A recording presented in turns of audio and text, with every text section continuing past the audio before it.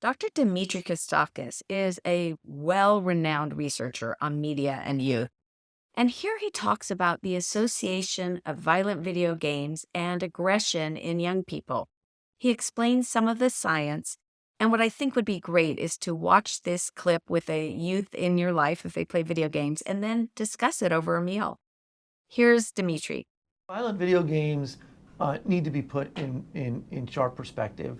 There's no question from a scientific standpoint that playing of these games desensitizes children and makes them more likely to be aggressive in real world. One should keep in mind that these violent first-person shooter games were actually developed by the U.S. military specifically to desensitize soldiers in advance of going into war. That was their purpose, and they do it quite well. If your child is going into a battlefield, then I can understand why they would need to be desensitized to violence. But fortunately, most of our children are not.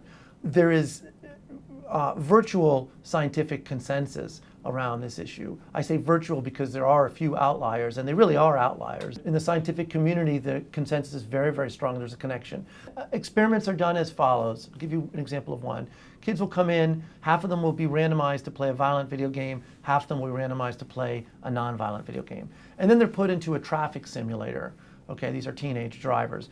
And the car in front of them will stop at a red light, and the light will change, and they won't start at the green.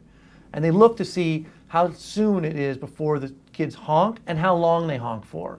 And what they find, for example, in that study, is that people who play the violent video games are much more likely to honk and to honk louder when the person doesn't start at the green light. Now, what is that? Well, I would argue that honking is an aggressive action. It's not shooting somebody, although we also know that, frankly, honking at somebody can lead to someone being shot, a la road rage incidents. So those are the kinds of examples. Now, what has not been shown, and this is where the public, I think, is rightly confused, that playing of these games makes one into a mass killer.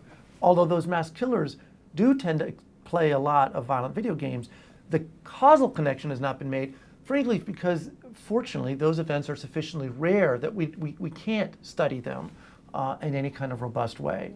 But the continuity between playing those games, being desensitized to violence, being more likely to initiate aggression, like the example I just gave, all of that is there. It's very clearly there. It's the three things it does is it decreases empathy, it decreases sensitivity, and it increases aggressive thoughts and actions. Playing these games do. I should point out that because the downside of media gets so much attention, the fact of the matter is that all media are educational. The question is, what are they teaching? Children imitate what they see on screen, good and bad. Adults too, for that matter. So we've all had the experience of being very positively moved by something we've seen. And many children emulate the positive role models they see on television. Now, there aren't very many of them, and many of them don't watch them. But it's not only about the bad, it's the good and the bad. And the important thing is to have a media diet that's healthy. Thank you for watching this video. We publish new videos every week, so if you enjoy this sort of content, please like and subscribe to the channel.